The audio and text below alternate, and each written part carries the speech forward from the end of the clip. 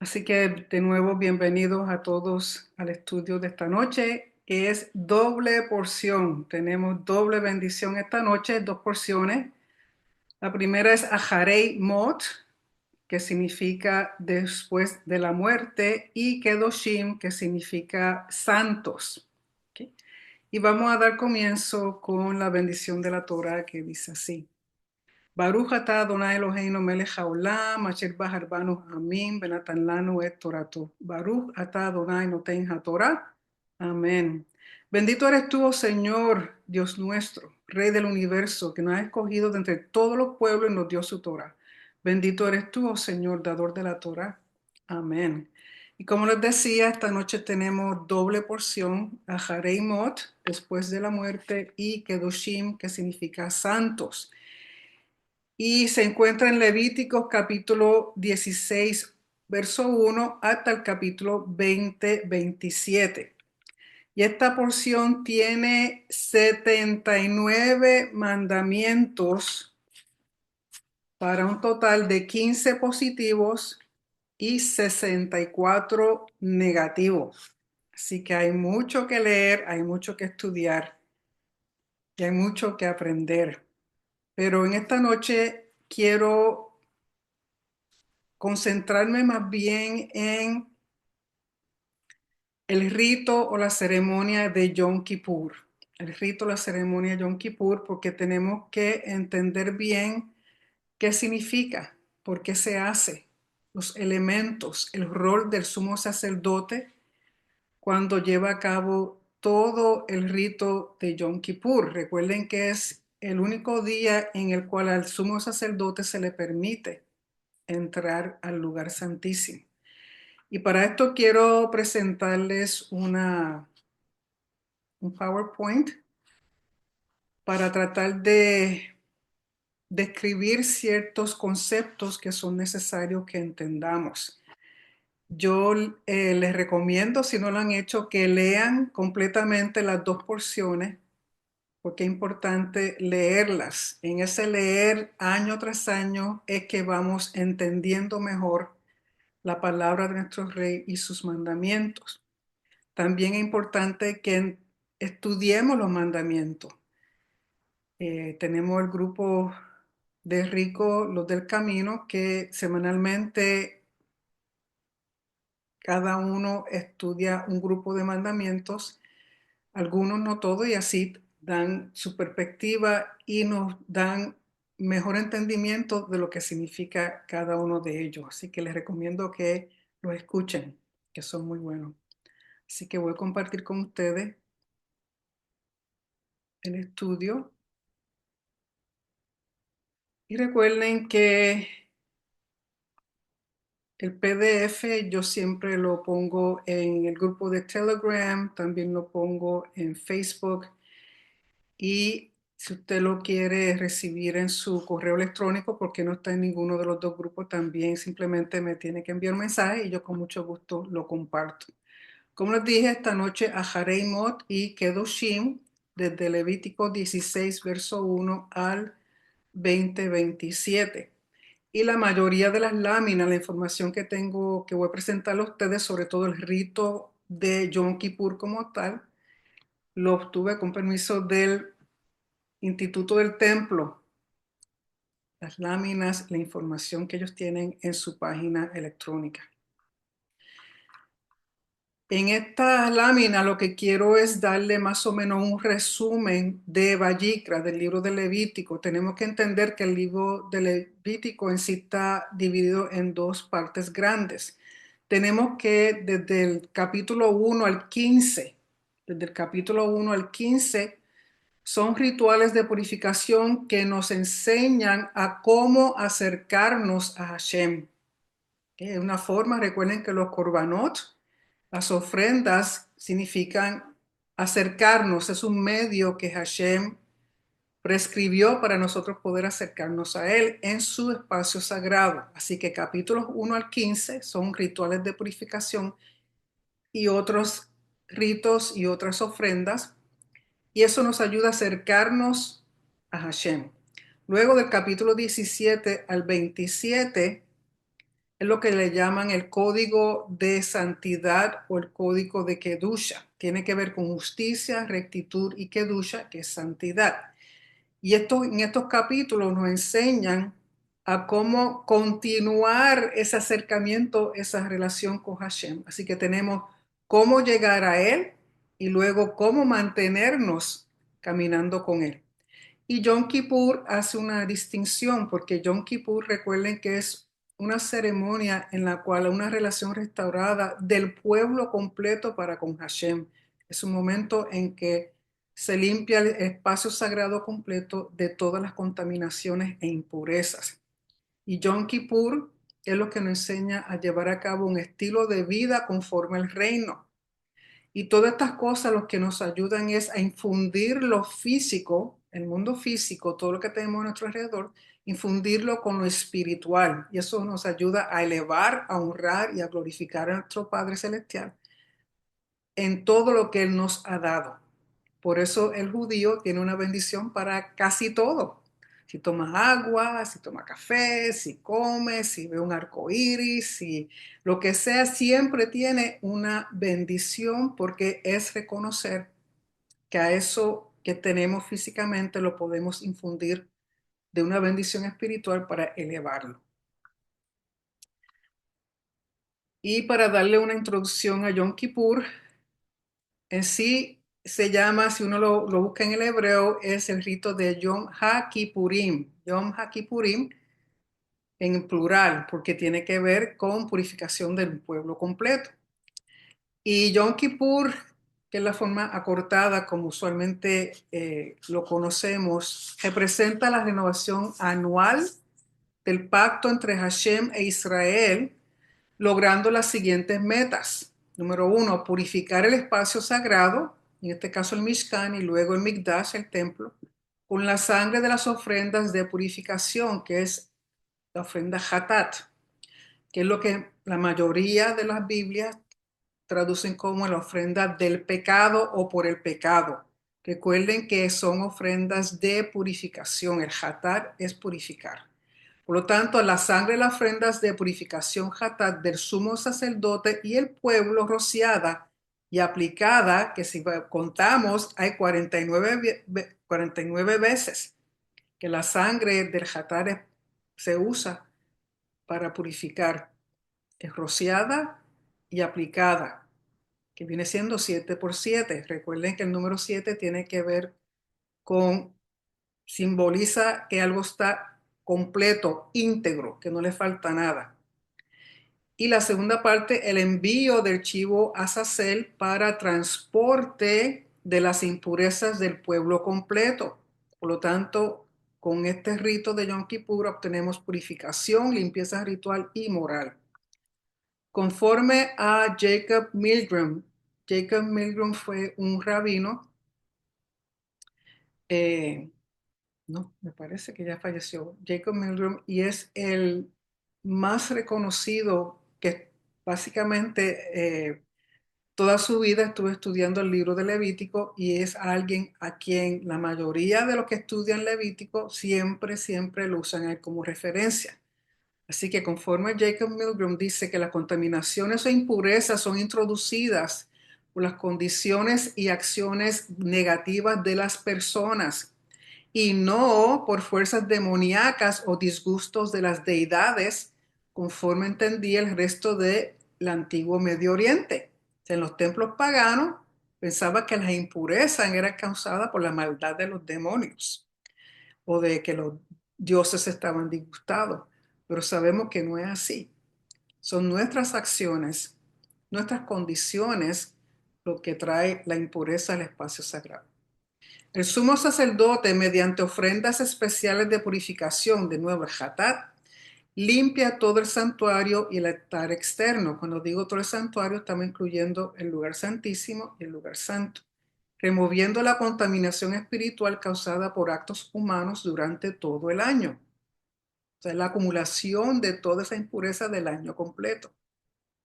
Hatat significa purificación. La hatat o el hatat del sumo sacerdote y la comunidad. La sangre rociada y aplicada en el lugar santísimo y lugar santo.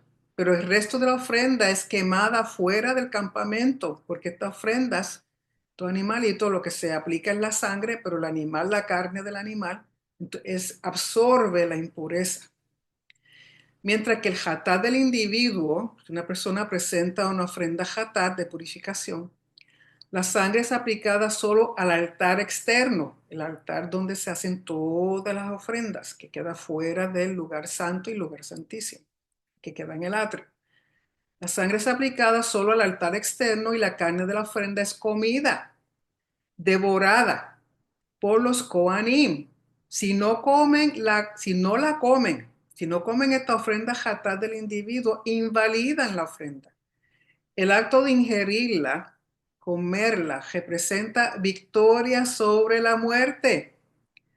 Toda transgresión trae impureza al espacio sagrado cual se acumula, y esto aleja la presencia divina, la Shejinah.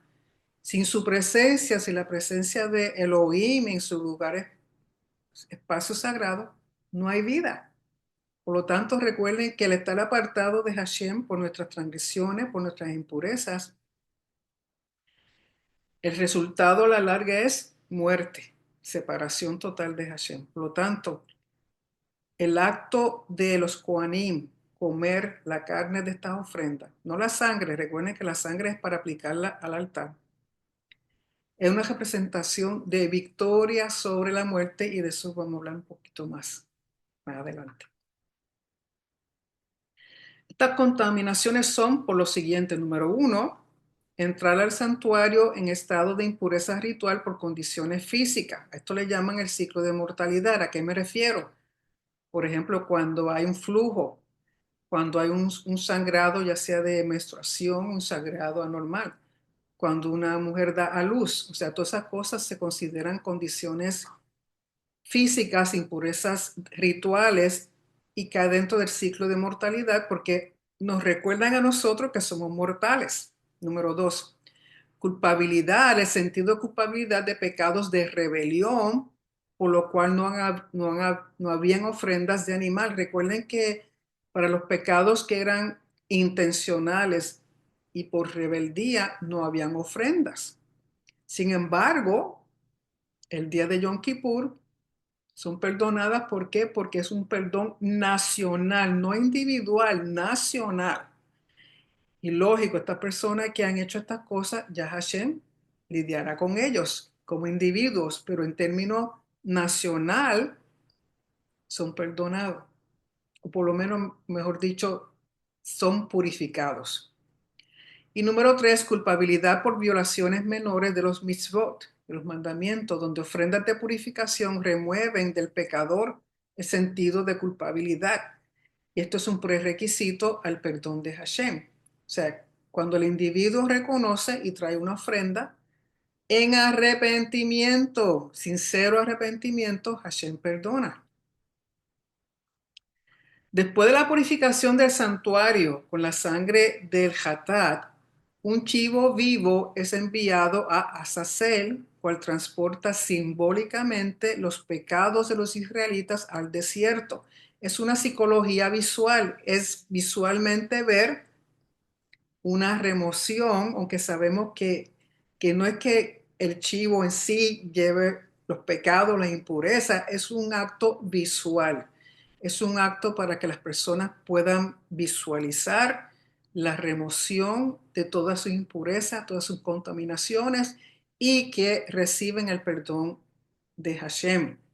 Como por ejemplo, cuando uno a veces está tratando de darle comida a un niño, y no quiere comer, uno a veces se hace de que se está comiendo la comida y uno dice, oh, qué rico, pero no se lo está comiendo.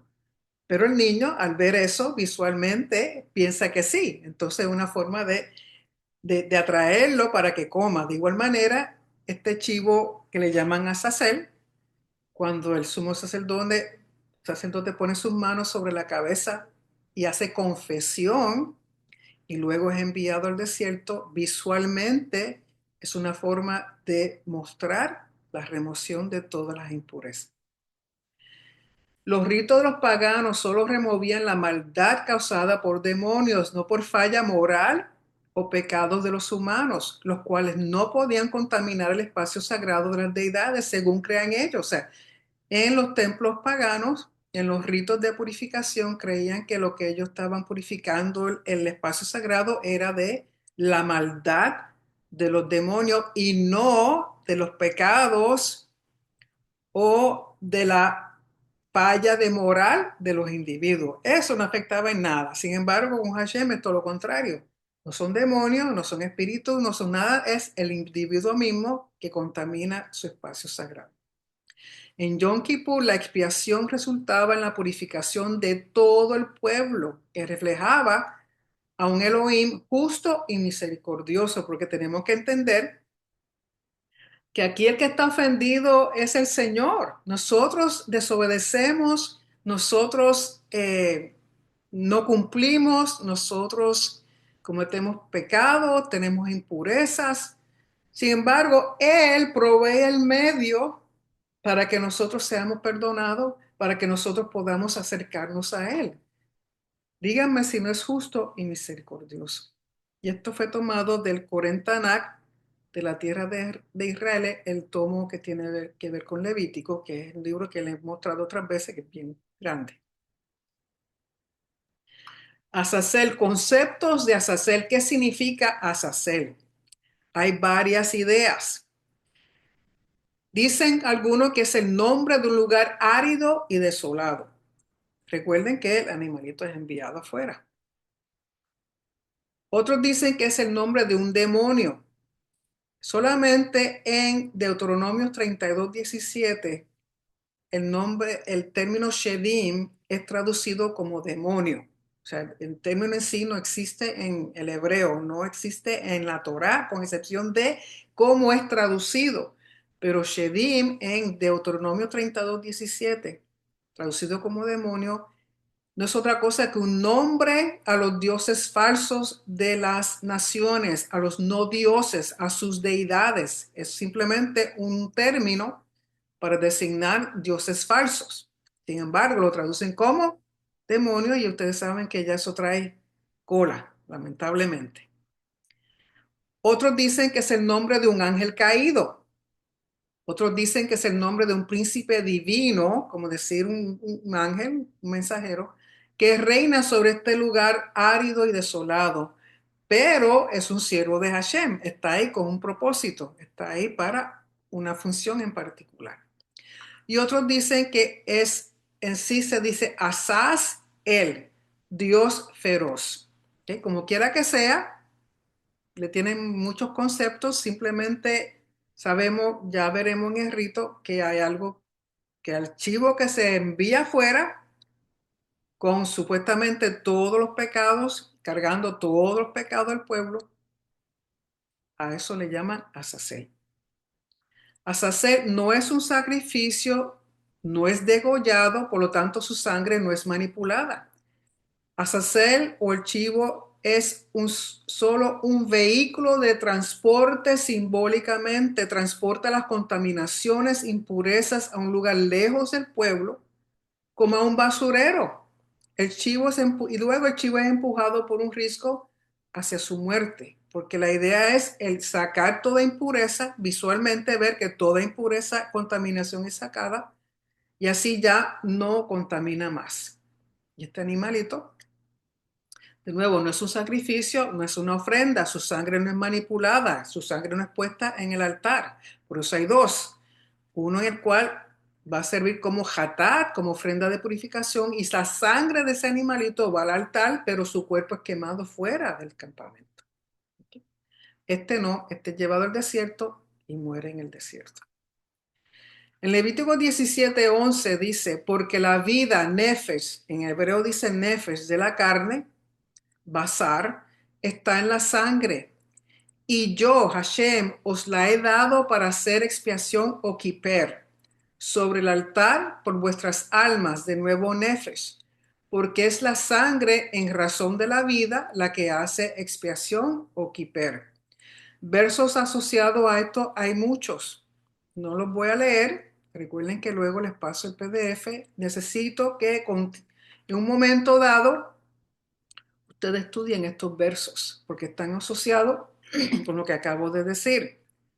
Por lo tanto, la sangre es vida, es la esencia de nuestras vidas, es lo que da vida. Y está producida en el tuétano. Y cuando yo estaba buscando información al respecto, porque en inglés bone marrow, en español es tuétano. Y tan pronto leí eso, repasé eso, me acordé de un verso que se encuentra, ese sí lo voy a leer, en Hebreos 4, verso 12. Porque la sangre en sí se forma, se produce dentro de nuestros huesos, sobre todo desde el vientre, desde que somos un embrión en el vientre de nuestras madres. Recuerden que el órgano primero que se forma es el corazón, pero ese corazón comienza con unas venitas que se van formando y luego esas venitas se van uniendo y viene y se forma el corazón a los 18 días de concepción, que la madre todavía ni siquiera sabe que está embarazada. Por lo tanto, ¿por qué? Porque la sangre es la vida. Entonces, porque la vida nefesh de la carne está en la sangre. Nefesh, bueno, ya mismo le explico. Por lo tanto, tuétano, Hebreos 4:12. Si van al libro de Hebreos, capítulo 4:12, dice, porque la palabra de Elohim es viva y eficaz, y más cortante que toda espada de dos filos, y penetra hasta dividir el alma y el espíritu, que es el nefesh. El nefesh es la combinación de cuerpo y alma. Te está diciendo que es la palabra de Elohim que puede penetrar hasta dividir. Y recuerden que si este nefesh, si esta alma, esta parte del alma sale del cuerpo humano, el cuerpo humano está muerto. Recuerden que es lo que respira Hashem cuando crea a Adán. Está el cuerpo, pero no es hasta que respira de su aliento esa parte del alma que le va a dar vida a ese cuerpo, que en conjunto es nefesh, hasta que eso no ocurre, no hay vida. Y tan pronto sale el nefesh, deja de haber vida. Por lo tanto, dice, y penetra hasta dividir el alma y el espíritu y hasta las coyunturas y los tuétanos, y es capaz de discernir los pensamientos y las intenciones del corazón. Eso es lo que hace la palabra de Hashem. Y nos está diciendo que el nefesh es la combinación de cuerpo y alma.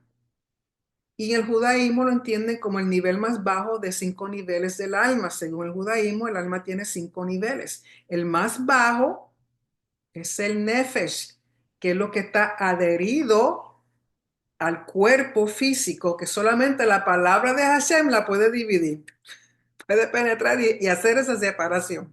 Fuera de eso, no, porque recuerden que quien dio esa vida, ese aliento fue Hashem mismo. Así que es fascinante, por lo menos a mí me fascina todas estas cosas. Entonces tenemos Nefesh, luego sigue el Ruach, luego sigue el Neshama, luego sigue el Hayah y por último el Yehidah. Y cada uno de esos niveles, pues entonces nos acerca más y más y más a nuestro Creador. Pero la parte más baja del alma es la que está en nuestro ser, que es lo que nos da vida. ¿Y qué es la vida? La sangre. O sea, la sangre es la forma en que presenta esa combinación de nefesh, de alma y cuerpo. Por eso la sangre es tan importante. Entonces vamos a ver qué significa kiper, que lo traducen como expiación. Se cree que está relacionado con el término kupuru en acadio, que significa limpiar o purgar. La sangre de la ofrenda hatat funciona como un detergente ritual, un purificador contra las contaminaciones en el santuario por los pecados e impurezas de las personas. Hay kiper, que sacamos kipurim, que es el resultado del rociar y untar sangre sobre los artículos inanimados. Recuerden que el sumo sacerdote, cuando entra al lugar santísimo, tiene que rociar sangre frente del arca y luego la cortina. Cuando sale de ahí, unta sangre a los cuernos del altar del incienso y luego cuando está afuera hace lo mismo, que les dije que era un total de 49 veces si uno cuenta. Y vamos a ver en el rito las veces que lo hace. Por lo tanto, es el resultado del rociar y untar sangre sobre los artículos inanimados, muebles, cortinas, altares, y no sobre las personas directamente. Nunca esta sangre es puesta en las personas. Sin embargo, esta ofrenda, esta sangre del hatat que es puesta en todo el lugar, el espacio sagrado, como resultado hace kiper o expiación de la persona. Entonces queda todo purificado y Hashem perdona a la nación completa. Recuerden que en el sistema levítico había perdón, había perdón. Entonces, ¿por qué Yeshua murió? Si ya había un sistema para perdón. Vamos a hablar de eso ya mismo. Hay dos chivos. Uno es ofrendado a Hashem y el otro es a Azazel. Yeshua y Yom Kippur.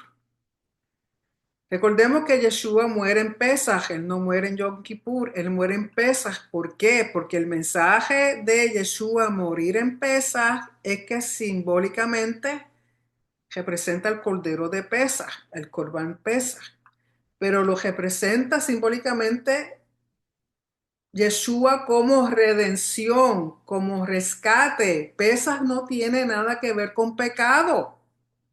Yeshua muere en Pesaj porque el mensaje es: yo soy el redentor, yo soy el que te rescato. Pero ¿de qué no estás rescatando y de qué no estás redimiendo si no es por el pecado? También tenemos que entender que un cordero macho nunca se ofrendaba por pecado en el templo. Usted puede buscar todas las ofrendas que se hacían, puede leer todos los detalles, puede ver todos los atlas, todos los libros y no va a encontrar ninguno que les diga que por ofrenda de pecado se usara un corderito macho. Por lo tanto, Yeshua no es un sacrificio ni una ofrenda, es el siervo justo que dio voluntariamente su vida como rescate de nuestra esclavitud a la muerte. Propósito de Yeshua morir en Pesaj era para redimirnos, rescatarnos de la esclavitud a la muerte, porque la muerte vino por desobediencia, por pecado, por transgresión al pacto, a los mandamientos. Su muerte y resurrección logran destruir o devorar la muerte y así elimina el pago por el pecado. Que el pago por el pecado es separación del Padre eternamente, que es muerte eterna. Y aquí en todos estos versos vemos cómo la muerte tenía que ser destruida, devorada. De nuevo, porque en Isaías 20, vamos un momentito, Isaías 25:5, perdón, 25:8. En Isaías 25:8 dice, a ver si lo encuentro un momentito, Isaías 25:8 dice, 25, ha sorbido la muerte para siempre. Hashem Adonai enjugará las lágrimas de todo rostro y quitará el oprobio de su pueblo de sobre toda la tierra. Porque Hashem lo ha dicho. ¿Y cuál es el oprobio? Muerte. Sorbida la muerte o devorada la muerte o destruida la muerte es lo mismo. Por eso las ofrendas de Hatat, el sumo sacerdote, los Kohanim tenían que comerla cuando era la del individuo. Las que eran presentadas en el lugar santo, el lugar santísimo, esas no se comían. Pero la que era del individuo, sí,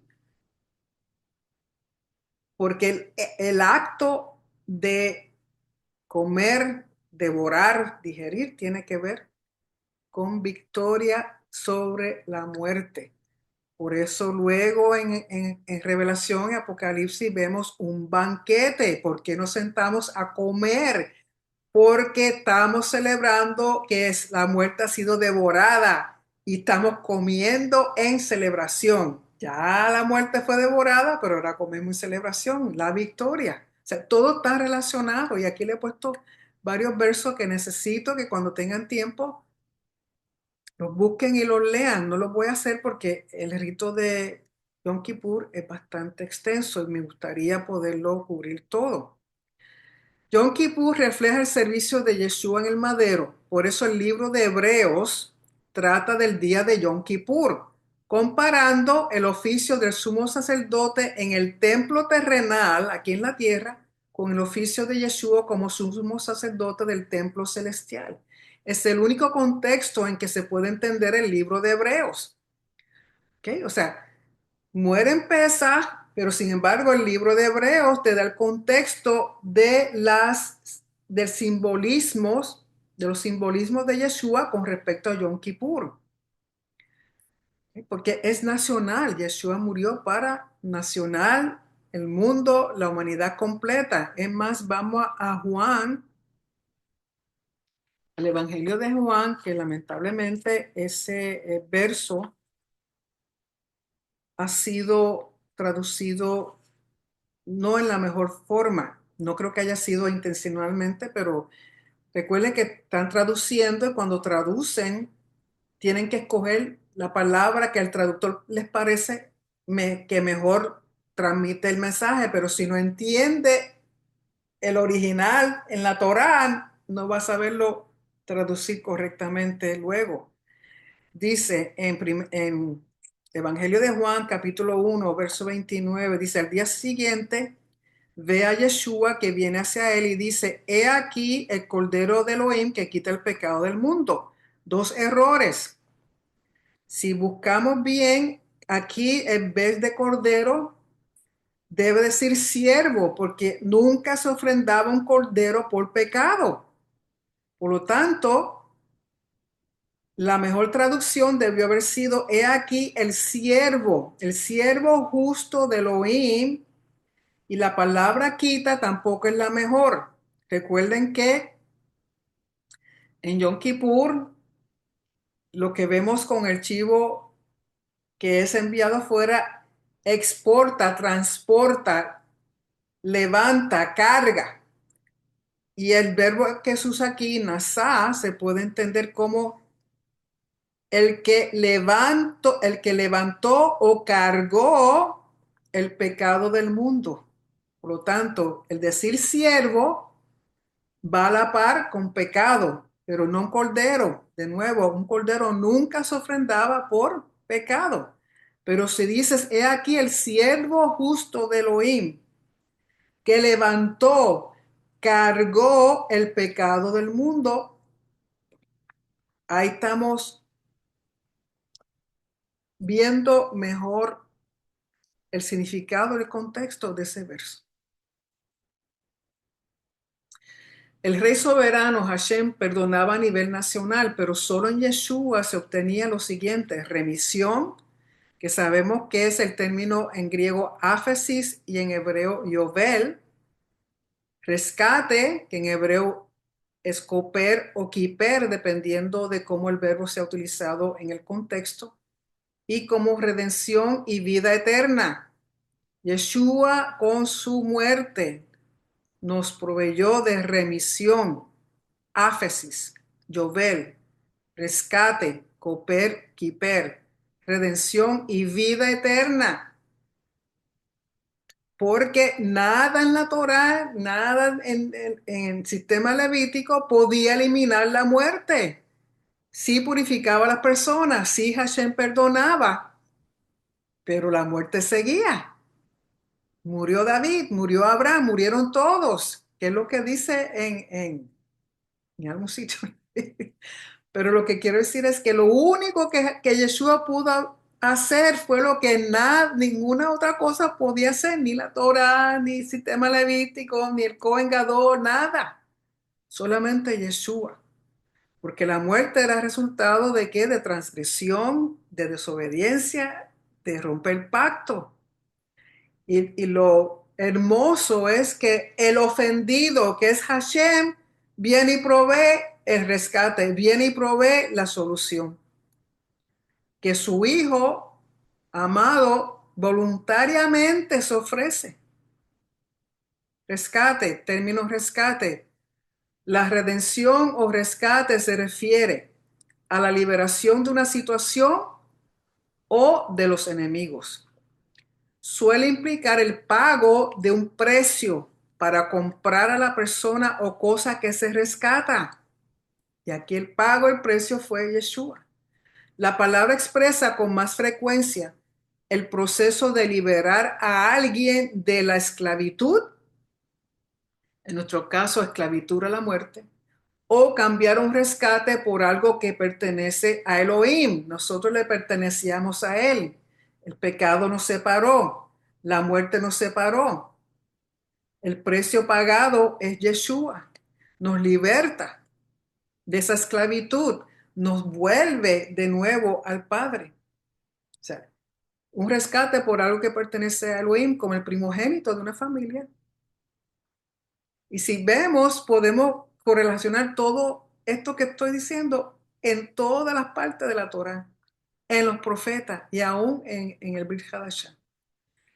La palabra coper, en algunos sitios dicen cofer, cofer, pero en hebreo recuerden que cuando no hay vocales se puede pronunciar de las dos formas, traducido como expiación.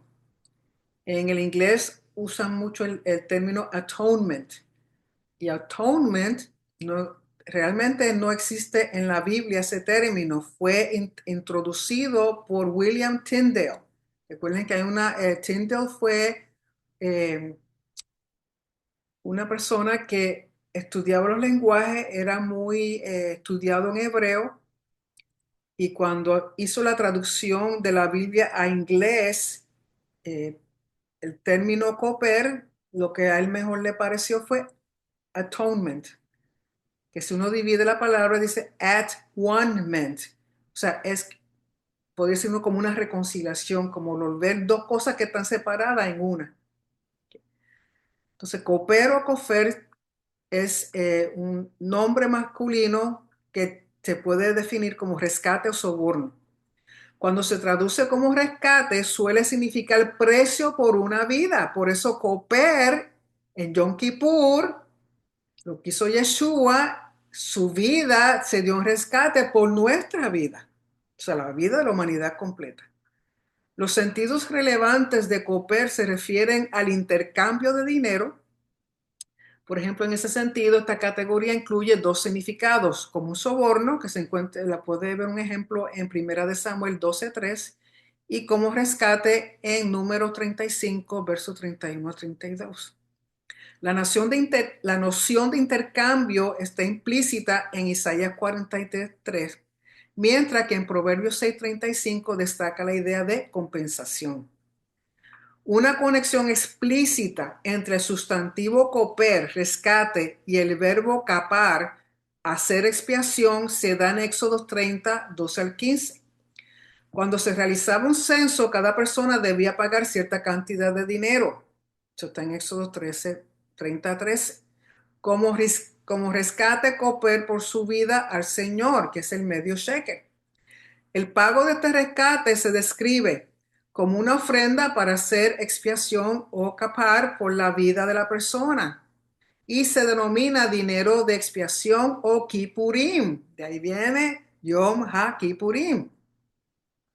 Por tanto, la relación principal entre coper y el concepto de expiación parece ser la noción de rescate como precio pagado por una vida. Del mismo modo, en Job 33:24, el rescate proporciona la liberación de la muerte. En cuenta resumida, el rescate fue Yeshua. El Padre proveyó de un rescate para podernos volver hacia Él y rescatarnos de la esclavitud que era la muerte. Eso es todo. Pero el ofendido da la solución. Y su hijo, que es justo, que perfecto, que no había pecado, es el que paga el precio por nuestras vidas. Recuerden que Yom Kippur es a nivel nacional, ¿ok? Mientras que Pesaj es a nivel individual. Pero recuerda que en el concepto del judaísmo, tan responsable es el individuo como lo es la comunidad. Y luego en los otros capítulos tiene que ver, como ya había mencionado, el código de santidad. La palabra Kadash es un acto de purificación en preparación para un encuentro con lo divino. Es el proceso de purificación o consagración con agua para remoción inmediata de impureza. Por ejemplo, una inmersión, un mikveh. En la Torá hay tres códigos. Tenemos lo que llaman el código del pacto en Shemot o Éxodo del capítulo 21 al capítulo 23. Luego el código de santidad o Kedusha en Vayikra, Levítico, capítulos 17 al 27. Recuerden que habíamos dicho que los primeros 15 capítulos nos enseñan cómo acercarnos y luego del 17 al 27, cómo continuar ese acercamiento y caminando con Hashem. Pero para poder caminar con Él, hay que caminar en santidad. Luego tenemos el código de Devarim en Deuteronomios capítulos 12 al 26. Y el código de santidad trata de regulaciones rituales y religiosas, legislación civil y criminal y regulaciones de agricultura. O sea, embarca básicamente la vida completa del ser humano, como individuo y como sociedad. Lo que el pacto enfatiza, lo que el pacto enfatiza es lo siguiente: énfasis en los asuntos de ética y moralidad, los mitzvot positivos. Y estos eran conceptos extraños para el antiguo Medio Oriente. Lo que presenta la Torá no era conocido en el antiguo Medio Oriente, porque la Torá le da énfasis a la ética, a la moralidad, a la justicia, a la rectitud, a la igualdad entre seres humanos, y eso no se veía en los demás códigos legales o en los demás escritos del antiguo Medio Oriente. Requisito de mantenerse puros y santos por medio de un comportamiento moral, civil y ritual. Es un requisito de parte de Hashem. Mantenernos puros y santos por medio de un comportamiento moral, civil y ritual. Como escogidos como nación de Hashem, es importante reflejar su santidad en el diario vivir. Por eso él dice, sed santos como yo soy santo. Y lo repite varias veces en estos versos, y aún en Primera de Pedro, Pedro dice lo mismo. Sed santos porque yo soy santo. Si queremos caminar con él, tenemos que caminar en santidad, lo que él defina como santidad, no lo que nosotros creemos que es santidad. Y santidad está asociado con ética, con moralidad, con justicia, con rectitud, con todas esas cualidades que son las mismas cualidades de Hashem. Justicia social. Todos somos responsables en cumplir con las estipulaciones del pacto.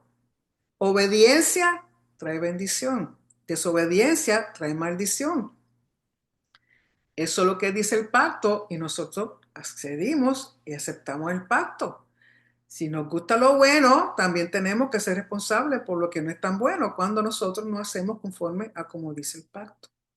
Por lo tanto, Kedushim, el ser santos, es la combinación de la ética y la santidad. Nuestra ética como seres humanos conjuntamente con la santidad que Hashem describe. Y eso nos lleva a obediencia como individuo y nación. Recuerden que tan importante es el individuo como la nación.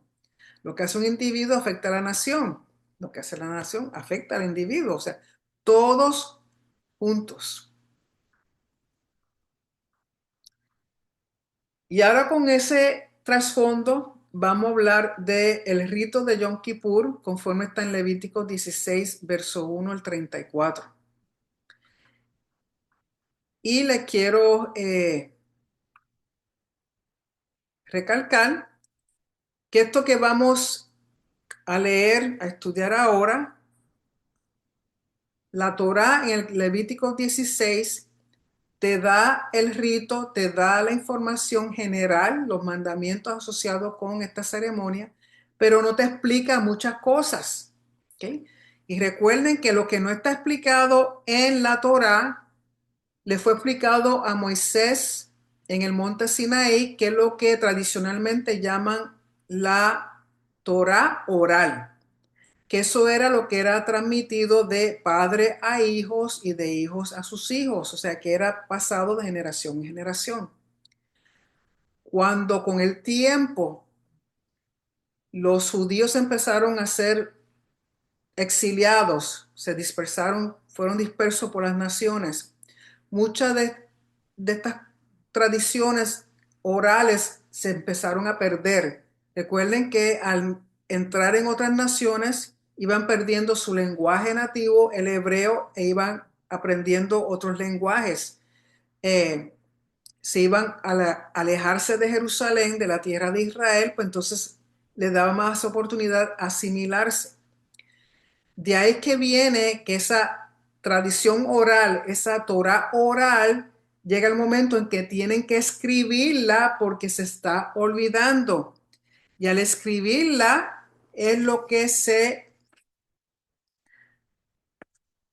llama la Mishnah. La Mishnah. Yo tengo aquí la Mishnah Kehati, que es la mejor, es en inglés. Eh, Son 22 tomos. Y en el tomo que tiene, que se llama Seder Moed, Moed recuerden que son los tiempos asignados de Hashem, y dentro de los Moedim están las festividades, los Hagim. Entonces, en el Seder Moed, en el tratado de Yoma, que significa Yom, día, y hace referencia a Yom Kippur, está explicado todo lo que yo les voy a hablar ahora respecto al rito de Yom Kippur.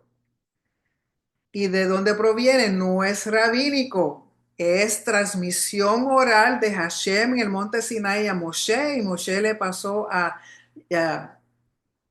a- a Josué, y de Josué a los ancianos, y los ancianos a los líderes de las tribus, y los líderes a los padres, y los padres a los hijos, y así siguió hasta llegar hoy día a lo que tenemos en la Torá. Y tenemos la Mishnah, el rabino Yehudá Nasi, que fue uno de los presidentes del Sanedrín antes de que Sanedrín dejara de funcionar. Él se tomó de sí mismo la responsabilidad de escribir la Torah oral, que son las explicaciones de todos los mandamientos. Los mandamientos están, los 613 mandamientos están en la Torah, pero no están explicados.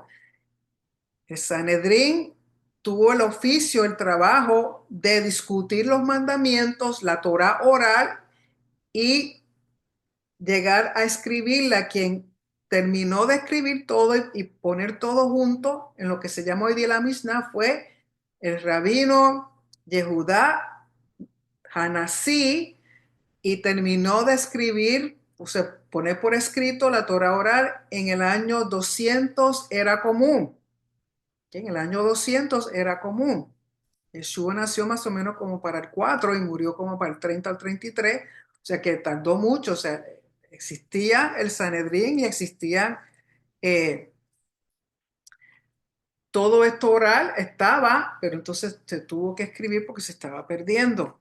De ahí que proviene la Mishnah, de ahí que proviene que sabemos cómo era que se hacía la ceremonia, el rito completo. Otro libro muy bueno de Art Scrolls se llama Yom Kippur.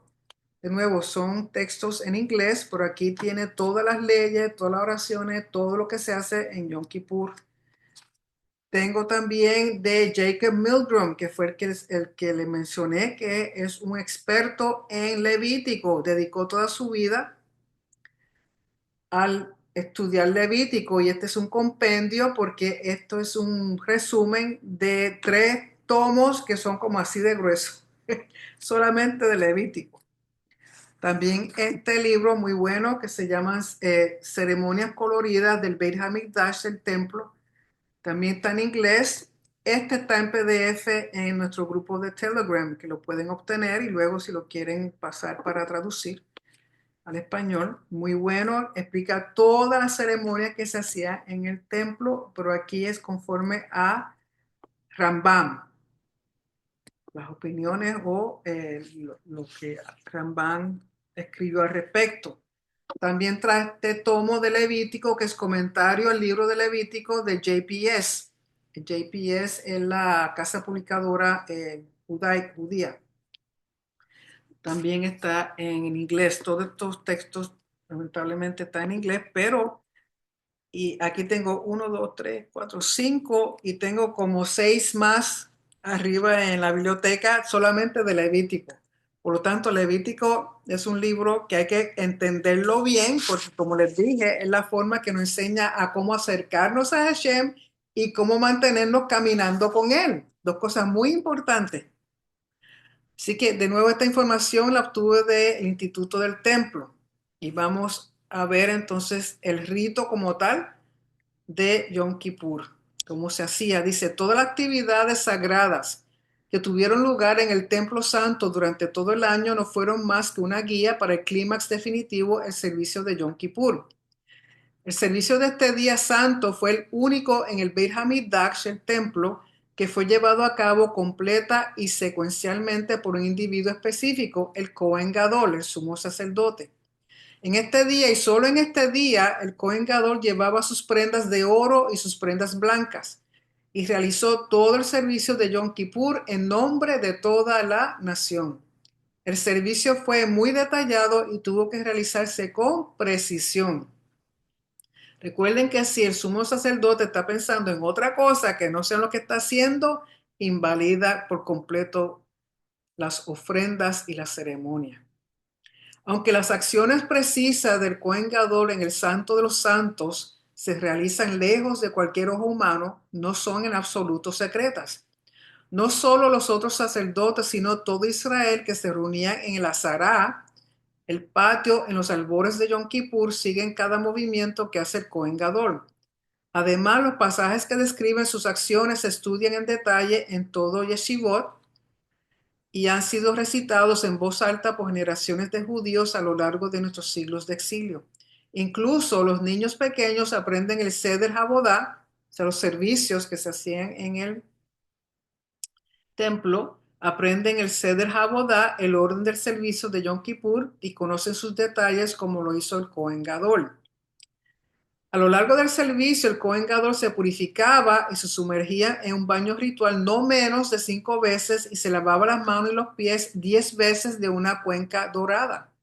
Caminaba de ida y vuelta en el Azará y el santuario 42 veces para cumplir con todos los mitzvot del día que se realizaban en varios lugares. El mikveh, que es el baño ritual, el Azará es donde está el altar y el santuario como tal, el lugar santo, el lugar santísimo, todo ese atrio donde trabajan los Kohanim, se le llama el Azará. El mikveh, el Azará, en la cima del altar, en el santuario y en el santo de los santos, hasta el punto de que dejaría con seguridad al santo. Preparativos para el día de la expiación o el día de Yom Kippur. El sumo sacerdote, plena responsabilidad del servicio, es el que hace todo ese día. Dice, a diferencia de otras ceremonias a lo largo del año, todas las tareas sagradas realizadas en Yom Kippur, el día de la expiación, tareas que conducen a la expiación para Israel, deben ser realizadas exclusivamente por el propio sumo sacerdote, el Kohen Gadol, como la Torá afirma varias veces en el libro de Levítico, capítulo 16. Y hará expiación. Recuerden que expiación es purificación, es un rescate, es una redención, es limpiar. Y hará expiación para sí mismo y para su hogar, hasta que salga y haya hecho expiación para sí mismo, para su hogar y para toda la congregación de Israel. Solo Él es responsable de todos los aspectos del servicio divino en este día más sagrado e increíble. Un total de 15 ofrendas separadas que se hacen, así como la menorá, el incienso y otros servicios. O sea, que ese día El sumo sacerdote lo hace todo y tiene que hacer todo con lujo de detalle y precisión. Por lo tanto, práctica, revisión y estudio intensos. A lo largo de esa semana, el Cohen Gadol estudia diligentemente las leyes relacionadas con las tareas que debe emprender en el próximo día sagrado y también lleva a cabo ciertos aspectos del servicio diario él mismo, aunque no es su deber exclusivo, con el fin de familiarizarse con estas acciones.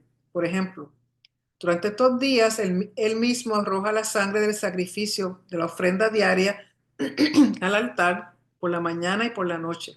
Ofrece el incienso en el altar de incienso dorado. Asiste al servicio de la menorá, limpiando el aceite y las mechas usadas, ajustando nuevas mechas y añadiendo la medida adecuada de aceite a cada llama.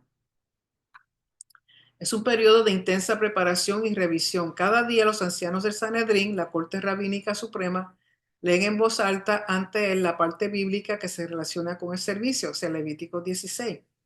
Recuerden que él es sumo sacerdote, tiene que ser recluido en el templo por 7 días y en esos 7 días está haciendo todas estas cosas, preparándolo para el día en que tiene que hacerlo oficial completamente él solo el día de Yom Kippur. Separación con 7 días de antelación. Hay mucho por hacer para preparar el Cohen Gadol para este día trascendental y único.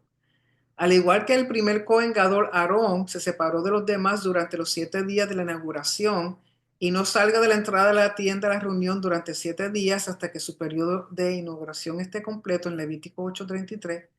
También el sumo sacerdote deja su propia casa y familia una semana completa antes del advenimiento de Yom Kippur y se retira a su cámara en el templo santo. Mientras tanto, al mismo tiempo, otro sacerdote es designado como reemplazo del Cohen Gadol en el caso de que inadvertidamente se desconfíe y no pueda purificarse a tiempo para llevar a cabo el servicio. También se preparó un uniforme extra de Cohen Gadol, las ropas de oro, de acuerdo con este sustituto, de acuerdo con su tamaño y medidas. O sea que habían dos Kohanim, Gadol.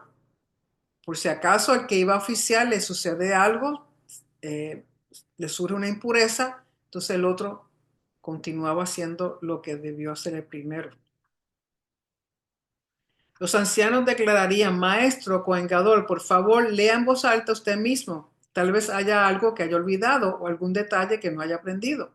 Esto se debe a que alguien que lee en voz alta es menos propenso a olvidar que alguien que simplemente ha escuchado las palabras de los labios de otro.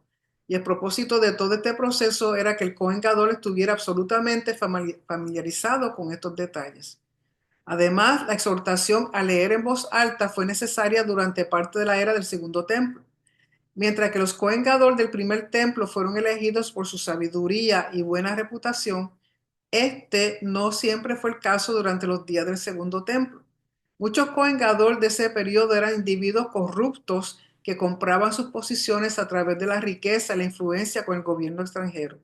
Algunos de estos hombres estaban lejos de ser eruditos adecuados. Por lo tanto, los ancianos tenían motivos para sospechar que estaban menos que adecuadamente familiarizados con los textos sagrados y los principios de la adoración. Porque tenemos que recordar que aunque eran individuos corruptos, aquí lo que tiene importancia es el oficio, la oficina que está llevando a cabo este individuo. ¿Okay? Tenemos que separar las dos cosas. El clima se acerca. Yom Kippur se acerca y la tensión aumenta a medida que todo Israel anticipa la llegada del gran día en el que se concede la expiación o purificación por el pecado y se revela la verdadera naturaleza de la relación del hombre con su creador. En la mañana anterior al día de la expiación, el Cohen Gadol se encuentra en la puerta del este. Allí las vacas, los carneros y las ovejas marchan ante él y él los observa atentamente mientras revisa en su mente todos los preceptos que ha aprendido con respecto al orden de su ofrenda y otras facetas del servicio que llevará a cabo por la mañana. Así que aquí lo vemos mirando todos los animalitos. Porque recuerden que además de la ofrenda de Yom Kippur, por ser un día, una ceremonia, un moed, hay ofrendas adicionales. además de la ofrenda de por la mañana, el tamid de por la mañana y el tamid de por la tarde. O sea que no es solamente los dos chivos y el buey que lo ofrece por sí mismo. Hay muchas cosas. O sea, imagínense, son 42 pasos durante todo el día que lo tiene que llevar a cabo este individuo. Los ancianos del sacerdocio. Hasta hoy el Cohen Gadol había estado bajo la supervisión de los ancianos de la corte que todos los días leían en voz alta en su presencia. Ahora, en la víspera del día santo, estos sabios lo presentan a los ancianos del sacerdocio para que reciba instrucción en el servicio de incienso, una tarea muy difícil. Tendrá que aprender del beneficio de su experiencia para poder ejecutar este importante deber correctamente. Es escoltado por los ancianos del Sanedrín a la cámara de Aftinas, donde el incienso es preparado por la familia sacerdotal Aftinas, de acuerdo con su tradición secreta. Es aquí donde recibirá su instrucción en el servicio del incienso del Coanim mayor. Porque vamos a ver más adelante que la forma en que tenía que preparar este incienso para ponerlo en el altar de incienso, en el santuario, requería una destreza muy específica, no era simplemente agarrar y tirar, o sea, la forma de hacerlo. La inversión del Cohen Gadol. En la mañana de Yom Kippur, el Cohen Gadol sube la escalera sobre la puerta del agua con el fin de realizar su primera de las 5 inmersiones requeridas en el baño ritual en Yom Kippur. Las 4 inmersiones restantes que tienen lugar durante el día se realizan en un baño ritual en la cima de la cámara parva. Se mantiene una sábana forrada en blanco que separa al Cohen Gadol de los espectadores. Esto se hace como un recordatorio para todos los espectadores de que el Cohen Gadol administrará el servicio de expiación usando solo prendas blancas.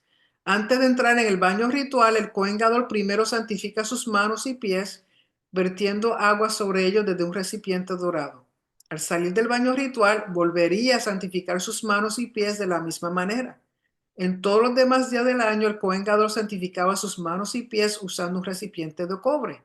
Solo en Yom Kippur usaría un recipiente de oro para este propósito. ¿Okay? Aquí vemos donde él subía a hacer una inmersión y había una sábana donde lo cubría, pero que todos sabían que se estaba haciendo una inmersión. Y además de eso, lavado de manos y pies conforme a la Torah, que antes de ministrar tiene que hacer esto. La ofrenda diaria de incienso. En Yom Kippur, el Cohen Gadol haría 3 ofrendas separadas de incienso. Las 2 primeras ofrendas se hicieron en el altar de incienso dorado ubicado en el Kodesh, el santuario. Mirando hacia el norte, el sumo sacerdote vierte el incienso sobre el altar a medida que se eleva la columna de humo. Aquí lo vemos. El servicio de Yom Kippur. Y Hashem habló con Moshe después de la muerte de los 2 hijos de Aarón que trajeron una ofrenda no autorizada ante Hashem y murieron. Y Elohim le dijo a Moshe, habla con tu hermano Aarón y no dejes que entre en el lugar santo que está más allá de la partición que oculta el arca en ningún momento para que no muera, ya que yo aparezco sobre la cubierta del arca en una nube. Solo así entrará en el lugar santo, con un buey para una ofrenda de pecado de purificación, el hatat. O sea, el sumo sacerdote en este día tiene que ofrendar un buey que tiene que comprar él mismo su propia ofrenda y la va a ofrendar como un hatat, una ofrenda de purificación, y un cordero para un holocausto. Se pondrá la túnica de lino blanco santificada y tendrá pantalones de lino en su carne. Se atará con una faja de lino, se atará la cabeza con un turbante de lino.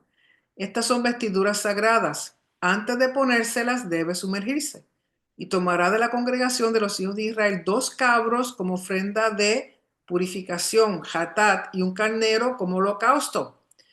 Recuerden que la ofrenda de hatat, el buey del sumo sacerdote, y los 2 chivos que representan al pueblo de Israel. Y Aarón ofrecerá el buey de la ofrenda de purificación que es para sí mismo y hará purificación o expiación para sí mismo y para su familia. El Cohen Gadol se acercó al animal. Frente al santuario colocó sus 2 manos en la cabeza del buey entre sus cuernos y confesó. Esto fue conforme a las instrucciones del versículo. Y Aarón ofrecerá el buey del pecado que es para sí mismo y hará expiación para sí mismo y para su familia. Los sabios de Israel recibieron la tradición de que estas palabras se refieren a la confesión oral.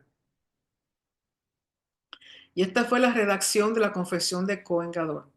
Te lo suplico, Hashem, he pecado. Me he rebelado y transgredido contra ti, yo y mi familia. Te ruego, Hashem, concede la expiación por los pecados y por las iniquidades y transgresiones que he cometido contra ti, yo y mi familia. Como está escrito en la Torá de tu sirviente Moshe. Para este día la expiación se hará para ti, para purificarte de todos tus pecados. Ante Hashem serás purificado. Y aquí vemos al Cohen Gadol con su buey, haciendo la confesión para él, su familia e incluye la familia de todos los Kohanim. Durante estas oraciones, en este increíble día, el Cohen Gadol pronunciará el nombre inefable de Hashem, conocido como el Tetragrámaton, que es el Yod-Heh-Vav-Heh. En hebreo, esto se conoce como el nombre propio de Elohim, el Shem Hameforash, y denota al santo como la fuente única de toda existencia. Este nombre sagrado normalmente no se pronuncia como está escrito y no se usa en absoluto fuera del templo santo. Incluso en el templo se usa con poca frecuencia. Durante el transcurso de los servicios del día de la expiación, el sumo sacerdote tendrá la oportunidad de pronunciarlo 10 veces. En esta confesión, el Cohen Gadol pronuncia este nombre 3 veces. Cuando la congregación que está reunida en la corte escucha el santo nombre de Elohim de los labios del Cohen Gadol, responden colectivamente: bendito sea el nombre de su glorioso reino para siempre jamás, y se postran en el suelo. ¿Qué es lo que sucede cuando se dice Sela? Cuando se están leyendo los salmos y encontramos el término Sela. Muchos han dicho que es una pausa musical, pero realmente es una pausa para responder con esto: bendito sea el nombre de su glorioso reino para siempre jamás, y postrarse. Cuando en el templo ocurría el término Sela, todo el mundo respondía de esta manera y se postraban. También en Yom Kippur, cuando pronuncian el nombre de Hashem, que solamente los sacerdotes sabían cómo se pronunciaba, no es como creemos nosotros que se pronuncia, no es Yahweh, ni es Jehová, ni es otras cosas que se han inventado la gente. Hay una pronunciación específica que solamente los Kohanim conocían y solamente era utilizado ese nombre 10 veces durante el servicio de Yom Kippur. Fuera de este día se dice Hashem, se dice Adonai, se dice Elohim, pero no se dice el nombre de él.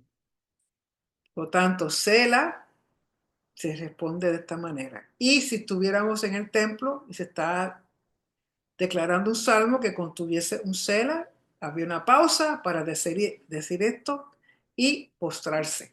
Y no es postrarse como se ve aquí en esta figura, completamente en el piso, el suelo, completamente en la persona. Dice: cuando llame el nombre de Hashem, dale grandeza a nuestro Elohim. Los sabios explican esto en el que significa que Moshe le dijo a Israel: cada vez que mencionó el nombre del santo, debes atribuir grandeza a nuestro Elohim. El chivo expiatorio, o sea, el azazel. Aunque todo el servicio conmovedor en el día de la expiación está lleno de anticipación intensa y profundos momentos personales de arrepentimiento, seguramente uno de los momentos más dramáticos del día es la lotería que lleva a cabo el Cohen Gadol, porque este es el proceso que determinará el chivo expiatorio, que será desechado como una expiación de los pecados de Israel. Recuerden que lo dicen así, pero es simbólicamente que este chivo transporta. Es algo visual para que la gente vea que sus impurezas y pecados están siendo transportados a un lugar seco y árido y de ahí no volverán. Porque este proceso, ok, después de confesar sobre su buey, el Cohen Gadol camina hacia la sección oriental de la corte frente a la entrada. Está acompañado por 2 hombres. A su derecha, el asistente, que en realidad no es otro que el Cohen que de reemplazo, que fue designado como sustituto del Cohen Gadol si fuera necesario. A su izquierda, el jefe del clan familiar que es responsable de servicio en el templo ese día de la semana. Allí en el sector oriental de la corte, al norte del altar, hay dos cabros en preparación para la lotería. Y él tomará de la congregación de los hijos de Israel dos cabros para un sacrificio de pecado y un carnero para un holocausto. Y tomará los dos cabros y los presentará ante el Señor en la puerta de la tienda de la reunión. Y Aarón tirará lotes sobre los dos cabros, un lote para Hashem y el otro para Azazel. Allí también se guardó una caja de lotería de madera y dentro de ella estaban los dos lotes, de acuerdo con los versículos anteriores. Esta caja era lo suficientemente grande como para sostener los dos lotes y para que el sacerdote pusiera las dos manos dentro. En un lote se escribieron las dos palabras hebreas que significaban para Hashem y el otro estaba inscrita con una sola palabra, Azazel. Azazel es en realidad el nombre de un lugar. Fue a este lugar donde se envió el chivo expiatorio. Azazel era un precipicio alto y rocoso en el desierto de Judea. El chivo fue enviado de este punto hasta su muerte. Estos lotes estaban hechos originalmente de madera. Algunos han escrito que se utilizó una madera que se parecía a la caoba. Más tarde, los lotes fueron preparados con oro por el Cohen Gadol Yehoshua ben Gamliel durante su mandato. Fue elogiado por los sabios por esta iniciativa que se hizo para aumentar el honor del día santo. Flanqueando por los dos hombres a cada lado de él, Cohen Gadol mete sus manos en la caja de la lotería y agita los dos lotes dentro para asegurarse de que no tiene idea de cuál está escrito para Hashem. Se consideraba una señal auspiciosa del cielo si este lote fuera tomado por su mano derecha. Por lo tanto, mezcla los lotes para que no los reconozca y levanta ese lote en su mano derecha. De esta manera, el Cohen Gadol levantó los dos lotes de la caja, uno en su mano derecha y otro en su izquierda. Solo una vez que lo sostuvo, se enteró de qué mano sostenía cada lote. Si su mano derecha sostuviera el lote de para Hashem, el asistente declararía: Maestro Cohen Gadol, levanta la mano derecha. Y al escuchar este grito, todos los reunidos recibirían la noticia y sabrían que esta señal favorable ha ocurrido. Pero si se vio que su mano izquierda contenía este lote, el jefe del clan familiar gritó: Maestro Cohen Gadol, levanta la mano izquierda. Y así se conocería el hecho. Aquí vemos el Cohen Gadol con el asistente y el Cohen Gadol sustituto, los dos chivos, sacando los lotes. El Cohen Gadol luego coloca estos lotes sobre las cabezas de los cabros, entre sus cuernos. Lo que levantó en su mano derecha se coloca sobre el animal a su derecha y el de la izquierda a su izquierda. A colocar el lote de para Hashem en el sacrificio o en la ofrenda, recita en voz alta las palabras para Hashem, una ofrenda de purificación. Una vez más pronunciado el santo nombre inefable de Elohim. Todos los Kohanim e israelitas presentes que escuchan este nombre repiten el verso: bendito es el nombre de Israel, como se indicó anteriormente. Después de colocar los lotes sobre los cabros, el Cohen Gadol ata un pedazo de lana teñida de carmesí entre los cuernos del chivo expiatorio y coloca el chivo frente a la puerta oriental del templo, a través de la cual será conducido. También ata un pedazo similar de lana alrededor del cuello del cabro que será ofrendado. Este pedazo alargada de lana se llama lengua en el idioma de la Mishnah debido a su forma. Estaban atados alrededor de los cabros para evitar que se mezclaran con otros animales y cada uno estaba atado de una manera distintiva para que no se confundieran entre sí. El milagro de la lana carmesí. Estos pedazos de lana fueron teñidas específicamente de color carmesí debido al verso que dice: aunque tus pecados sean como escarlata, se blanquearán como la nieve. Aunque sean rojos como el carmesí, serán blancos como la lana. Isaías 1:18. Se relata que se produjo un gran milagro con respecto a esta lana de color carmesí, porque además de la pieza que estaba atada al chivo expiatorio, un pedazo similar estaba atado a la entrada del santuario, donde todos podían contemplarla en lo alto como una pancarta. El sabio rabino Ishmael enseñó en Yoma 6, verso 8, que cuando el chivo expiatorio llegaba a su destino en el desierto, esta lana milagrosamente se volvió blanca ante los ojos de todo Israel, de acuerdo con las palabras del profeta, y proporcionando así una señal celestial de que los pecados del pueblo habían sido expiados.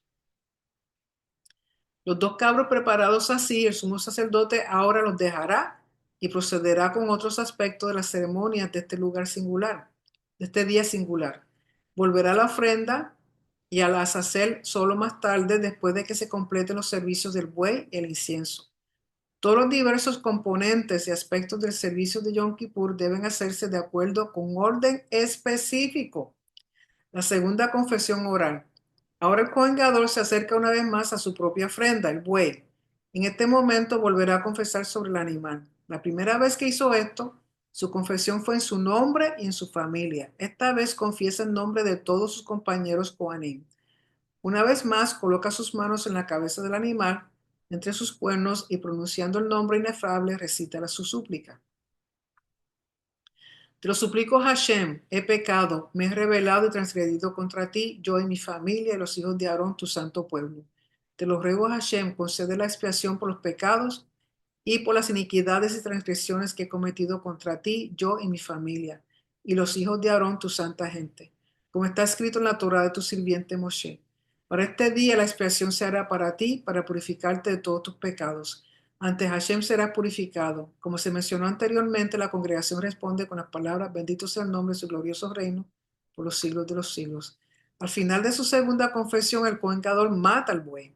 Recibe la sangre de la ofrenda en el recipiente de Misrach y luego le da este recipiente a otro Cohen. El primero va inmediatamente a prepararse para el servicio de incienso y el segundo debe pararse fuera de la entrada del santuario y sostener este Misrach moviéndolo continuamente. Esto se hace para evitar que su contenido comience a coagularse, ya que esto invalidaría que sea arrojado sobre el altar. El segundo Cohen, así ocupado con el Misrach, espera en este lugar el regreso del Cohen Gadol, que traerá el Misrach al santuario.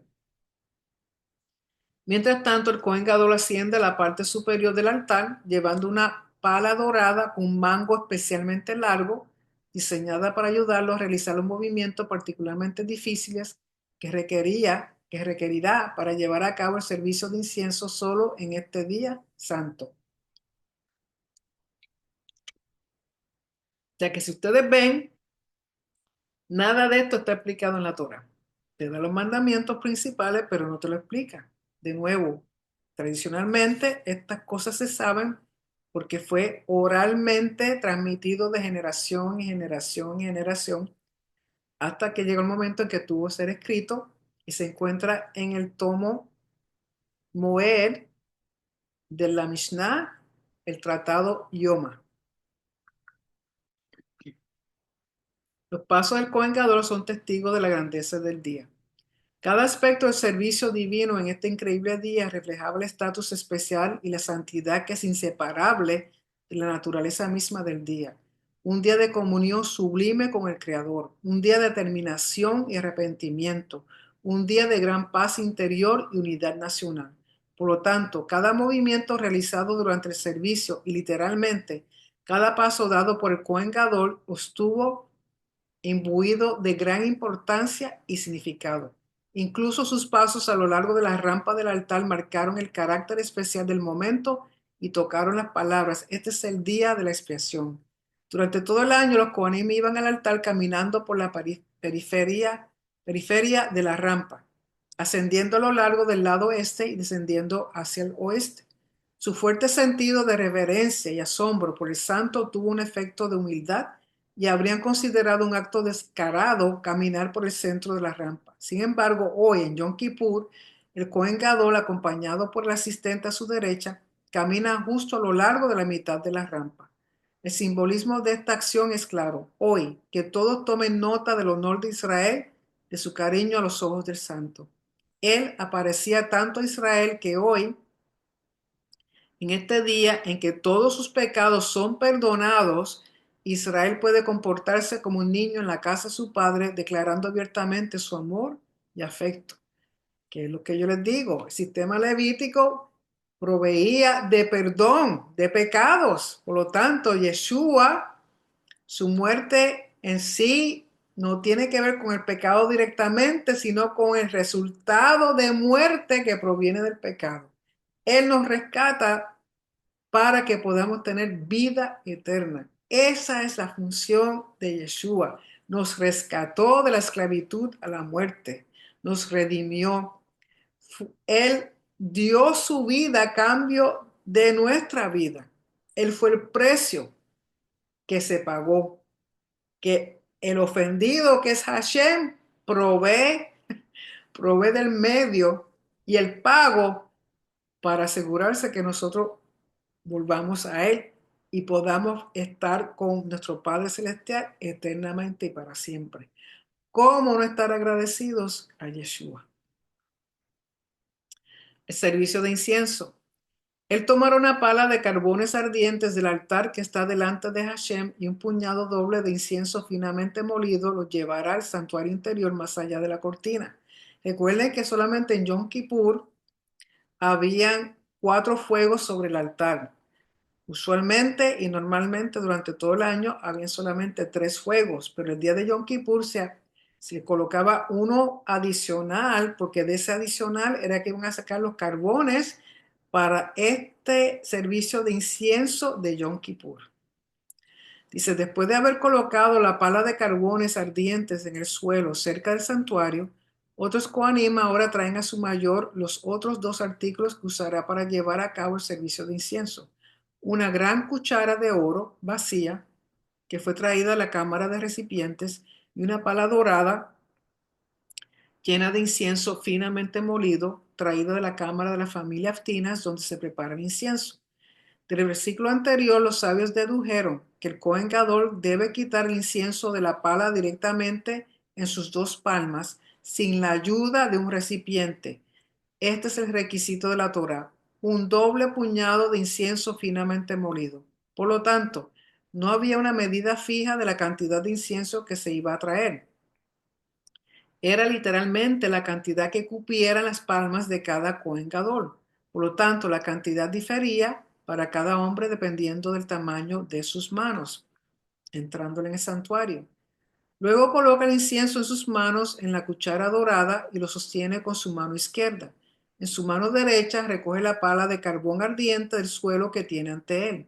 De esta manera, llevando la cucharada de incienso y la pala de carbón, entra en el santuario hasta que llega a las 2 cortinas que separan entre el santuario que albergaba la menorá, la mesa y el altar de incienso, y el santo de los santos.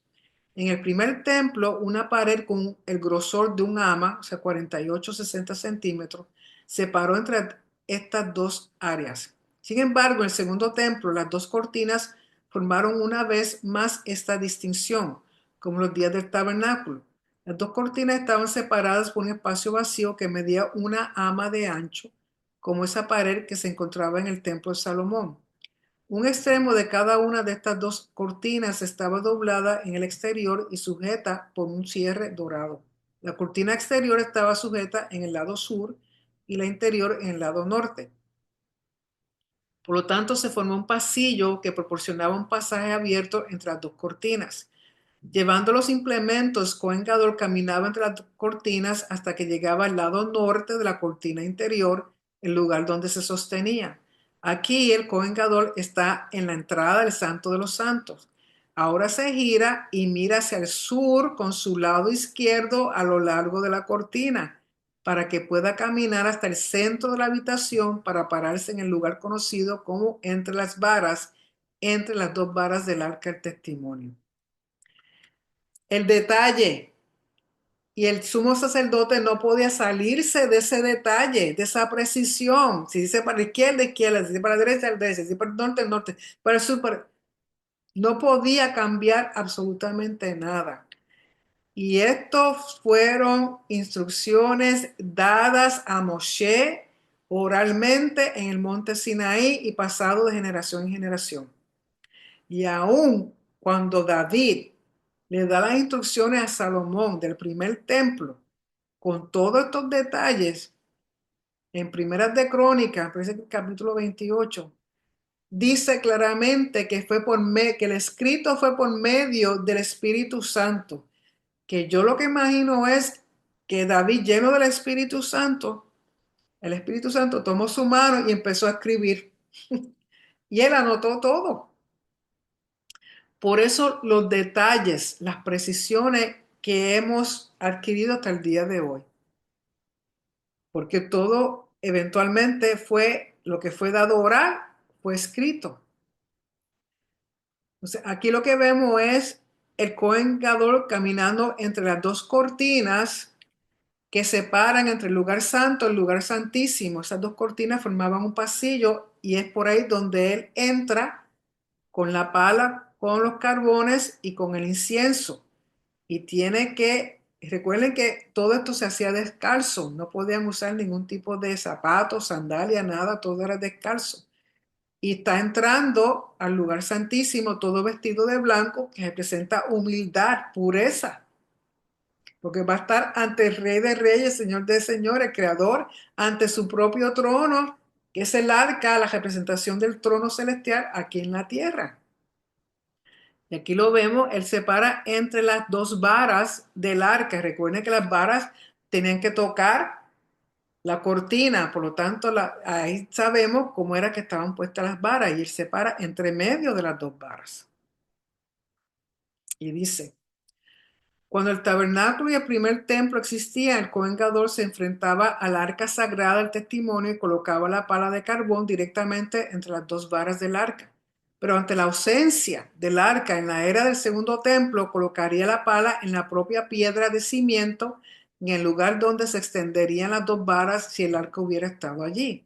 Recuerden que en el segundo templo el arca no estaba, pero estaba lo que llaman la piedra de cimiento o la piedra fundamental o la Eben Shetiyah, que es lo que lamentablemente hoy día en el monte del templo, la mezquita, el domo de oro que está, la roca, perdón, el domo de la roca del domo está puesto sobre esa piedra que es el cimiento que tradicionalmente que dicen que donde Hashem empezó a crear todo el mundo, o sea, la tierra, que es el punto central, que fue ahí también donde Abraham fue a ofrendar a Isaac. O sea que no está el arca, pero está esa piedra está ahí. Pero lamentablemente no tenemos acceso a ella, no la vemos, hubo gente que la pudieron ver antes de que dejaran de permitir que personas entraran allí. Pero entonces tenía que hacer este servicio sobre la piedra en vez de frente al arca, porque ya en el segundo templo no estaba el arca. Dice, una vez que el Cohen Gadol deja la pala, debe devolver el polvo de incienso fino de la cuchara a sus palmas, porque cuando coloca el incienso en las brasas debe ser directamente sus palmas, el doble puñado. Esta fue la tarea más difícil que haya realizado una persona en el templo santo, requería una gran experiencia. Parecería ser una hazaña casi imposible para alguien que no había practicado y estaba totalmente preparado. Se hizo de la siguiente manera. El Cohen Gadol toma la cuchara llena de incienso y la tira lentamente con sus dos pulgares contra los brazos y el cuerpo, con el mango apoyado contra él. Algunos sostienen que en realidad sostenía la parte superior del mango en los dientes. Equilibra el cuerpo de la cuchara hasta que está nivelado con sus manos. Luego inclina suavemente la cuchara en las palmas de sus manos, girándola y balanceándola hacia adelante y hacia atrás para que el contenido se vacíe en sus palmas. Pero lo que hace que el ejercicio sea aún más formidable, lo suficiente como para merecer la denominación de la tarea más difícil de todas, es el requisito de que el Cohen Gadol no debe permitir que caiga ni un solo grano diminuto. Todo el contenido dentro de la cuchara debe transferirse completamente a sus manos hasta el último grano, porque si falta incluso una medida insignificante, entonces la cantidad que colocará en las brasas ya no es un puñado doble, porque algo cayó de sus manos. Por lo tanto, no estaría cumpliendo con el requisito de Hashem. Desde sus palmas, el Cohen Gadol coloca el incienso sobre las brasas de la pala, en el lado de la pala lejos de donde está parado para que no se queme. Se para allí y espera momentáneamente hasta que toda la cámara se llene de humo. La ofrenda de incienso de Yom Kippur completada luego sale del Santo de los Santos con extrema reverencia hacia atrás, entrando a través de las dos cortinas de nuevo en el santuario sin haber dado la espalda al lugar sagrado. De pie solo en el santuario, el Cohen Gadol ha entrado y salido con éxito del lugar más sagrado de la tierra, el centro de la creación y de la gloria de Dios. Ha hecho la expiación para su pueblo de la manera que Elohim ha prescrito para este día santo. Por lo tanto, sería más natural para él reflexionar sobre este momento ante la divina comunión, ofreciendo su propia oración sincera. Aunque el primer templo duró 410 años, en total solo hubo 12 Cohen Gadol durante todo ese periodo. Debido a que eran muy justos, fueron bendecidos con longevidad. Sin embargo, el segundo templo, que duró un total de 420 años, estuvo presidido por más de 300 Cohen Gadol. Esto se debe a que en el declive espiritual de aquellos días, muchos de estos hombres fueron corruptos y compraron su cargo a través de la influencia.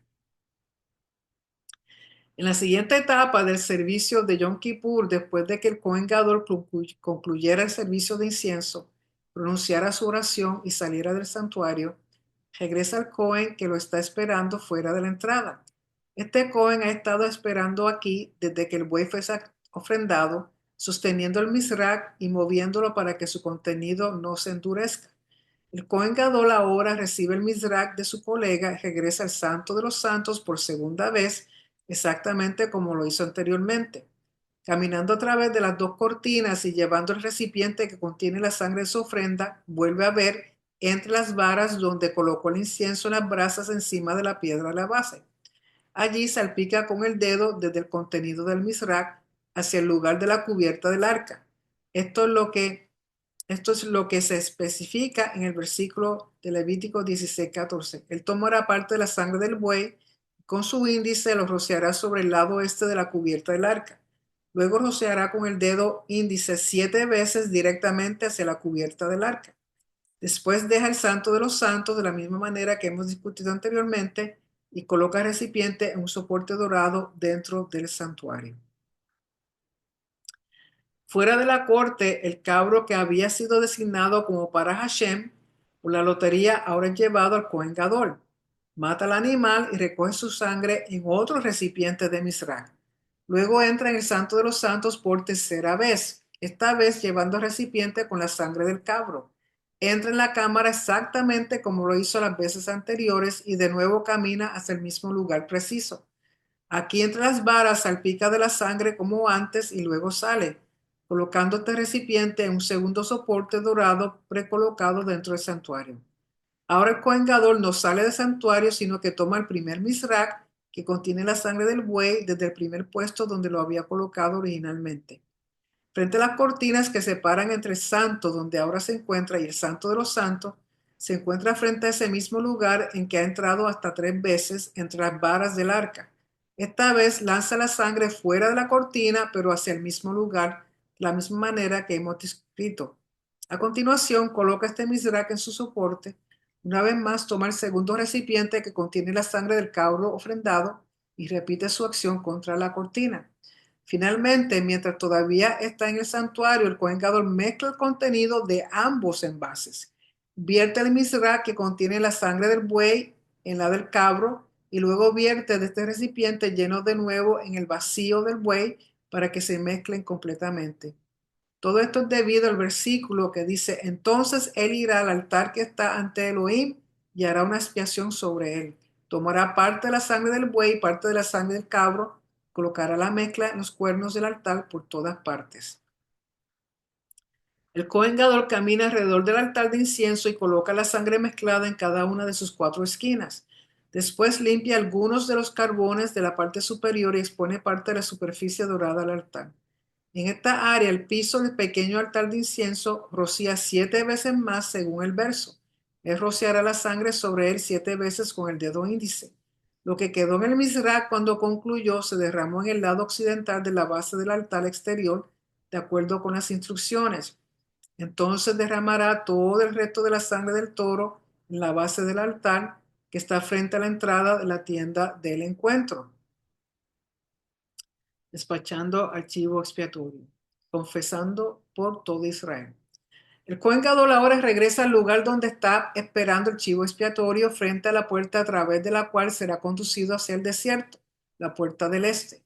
Colocando sus dos manos en la cabeza del animal entre sus cuernos, el Cohen Gadol ahora ofrece su confesión para toda la nación de Israel, como dice la Escritura. Y cuando haya puesto fin a la expiación por el lugar santo y la tienda del encuentro y el altar, presentará el cabro vivo. Y Aarón pondrá sus dos manos sobre la cabeza del cabro vivo y confesará sobre él toda la iniquidad de los hijos de Israel y todas sus transgresiones en todos sus pecados, poniéndolas sobre la cabeza del cabro. Te lo suplico, Hashem, concede la expiación por los pecados y por las iniquidades y transgresiones que toda la casa de Israel ha cometido en tu contra, como está escrito en la Torah de tu sirviente Moshe. Para este día la expiación será para ti, para purificarte de todos tus pecados. Ante Hashem serás purificado. Como se mencionó anteriormente, la congregación responde con las palabras: bendito sea el nombre de su glorioso reino por los siglos de los siglos. Después de confesar por Israel, el Cohen Gadol entrega el chivo expiatorio en manos del individuo que había sido designado para llevarlo al desierto. Esto también se considera un gran privilegio, a pesar de que no es una parte intrínseca del servicio y por lo tanto incluso podría ser realizado por un israelita. Se protegía habitualmente dentro de las filas sacerdotales. Un puente especial conducía directamente de la corte del templo hasta las afueras de la ciudad. Este puente conectaba el complejo del monte del templo con el monte de la unción y el chivo expiatorio fue conducido sobre este puente hacia el desierto. A lo largo del camino entre Jerusalén y el precipicio, el destino del chivo expiatorio se había tripulado una serie de estaciones de paso desde antes del inicio de Yom Kippur. Este era un sistema que se había ideado para asegurar que la misión se llevara a cabo. Los hombres habían sido posicionados en lugares equidistantes para prestar al encargado del chivo expiatorio cualquier asistencia que pudiera necesitar y para acompañarlo en el camino. Estas estaciones eran en realidad cabinas y la comida y la bebida se mantenían allí en el caso de que el Cohen que lideraba el chivo expiatorio se sintiera físicamente incapaz de continuar sin romper su ayuno. En tal caso, se le permitiría comer y beber. Mientras el Cohen pasaba por cada cabina, le llamaban: hay comida y agua aquí. Sin embargo, a pesar de la distancia y el calor, el Talmud registra que ningún Cohen tuvo que romper su ayuno. La ventaja psicológica para el Cohen de saber que la comida y el agua estaban allí en caso de que surgía la necesidad era suficiente. Distinguidos ciudadanos de Jerusalén acompañaron al Cohen hasta la primera cabina. Después los hombres de cada cabina lo acompañaron hasta la siguiente estación. Sin embargo, los hombres de la última estación no pudieron acompañarlo hasta el precipicio, ya que esta era una distancia mayor y no se le permite caminar más de 2000 amot en ninguna dirección el sábado o los días festivos. Por lo tanto, se pusieron de pie y observaron desde su posición para asegurarse de que el chivo expiatorio fuera enviado de la manera prescrita. Al llegar al precipicio, el Cohen quita la lana carmesí que el Cohen Gadol había atado a los cuernos del chivo expiatorio. Lo divide en dos pedazos. Un pedazo lo amarra una vez más a los cuernos del animal y la segunda a una roca. Esto es para que también pueda ver cuándo el color carmesí se ha vuelto blanco y saber que se ha hecho una expiación por los pecados de Israel. Luego empuja el chivo hacia atrás con sus dos manos. Después de haber completado su tarea, el Cohen que dirigió el chivo expiatorio regresa a la última cabina y espera allí hasta que oscurezca antes de regresar a Jerusalén, ya que solo se ha permitido recorrer esta distancia para cumplir con el deber del chivo expiatorio. Sin embargo, una vez hecho eso, debe esperar hasta la conclusión del día de la expiación antes de regresar. Y aquí vemos al Cohen con el chivo y si que el chivo mira para dónde va a caer, lo tiene de espalda, entonces lo deja caer por el precipicio. De vuelta dentro del templo santo, después de haber entregado archivo expiatorio en manos de su colega, el Cohen Gadol debe esperar para recibir la noticia de que el chivo expiatorio ha llegado al desierto, ya que no se le permite comenzar la siguiente etapa del servicio del día hasta entonces. Además del milagro de la lana carmesí en el santuario volviéndose blanca, esta información también llegó al templo de otra manera. Los espectadores se colocaron en puntos altos a lo largo de la ruta hacia el precipicio.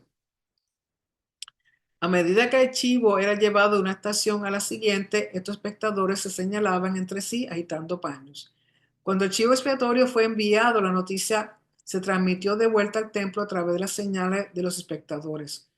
Una vez recibida esta noticia, el Cohen Gadol desciende a la corte de las mujeres y lee en voz alta el libro de Levítico, capítulo 16, la lectura de Yom Kippur ante la congregación.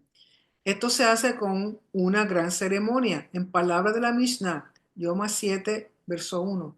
El asistente de la sinagoga toma el rollo de la Torah de la sinagoga y se lo da a la cabeza de la sinagoga. Él a su vez entrega la Torah al sacerdote asistente. Este último lo entrega en manos del Cohen Gadol. Todo esto se hizo por honor para el Cohen Gadol que cuenta con un personal tan grande. El toro y el cabro presentados como ofrendas de purificación, el hatat, cuya sangre fue llevada al santuario para hacer la expiación, serán llevados fuera del campamento. Las dos ofrendas se sacan de la puerta norte de Jerusalén al sitio conocido como el lugar de las cenizas.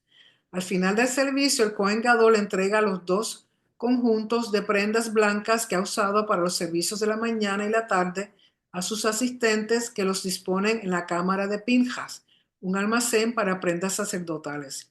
Al final de este increíble día, después de que se completara todo el servicio y el día hubiera disminuido, el Cohen Gadol fue acompañado por toda la multitud de adoradores de regreso a su propia casa. Cuando el Cohen Gadol salió ileso del lugar sagrado, hizo una celebración para sus seres queridos al final de Yom Kippur, para dar gracias a Elohim por guiar con éxito el servicio y no se hizo inapto ni se vio afectado negativamente. Justo antes de la puesta del sol, los guardianes levitas cierran las puertas del santuario y del patio. A quien diga pecaré y luego me arrepentiré después, se le niega la oportunidad de arrepentirse. Y uno que dice pecaré y Yom Kippur me concederá la expiación, para tal individuo Yom Kippur no expía.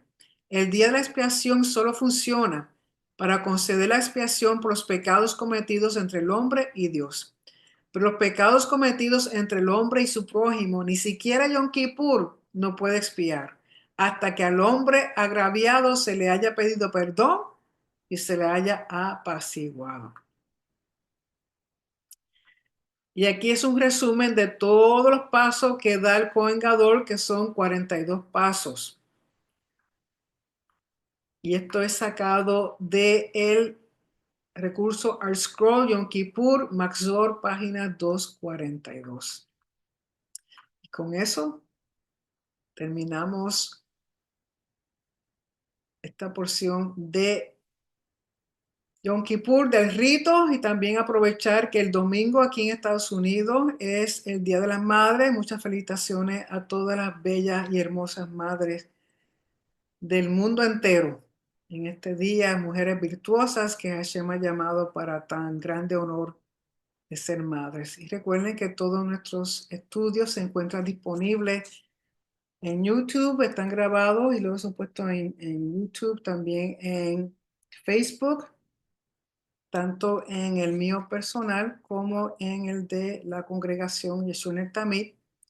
También tenemos en el grupo de Telegram y para aquellos que no quieren verme, pero me quieren escuchar en Spotify, el podcast, eh, doctora Nereida Romero. Ok, mis hijos, disculpen que fue un poco largo, pero yo quería discutir, presentarles el servicio de Yom Kippur porque no es solamente lo que dice la Torah, los mandamientos, hay mucho más, mucho más. Así que espero que hayan disfrutado, que hayan aprendido algo y recuerden que lo importante es seguir repasando y seguir aprendiendo porque todo tiene una importancia tanto en lo espiritual como en nuestro diario vivir y cómo lo podemos relacionar todo con Yeshua.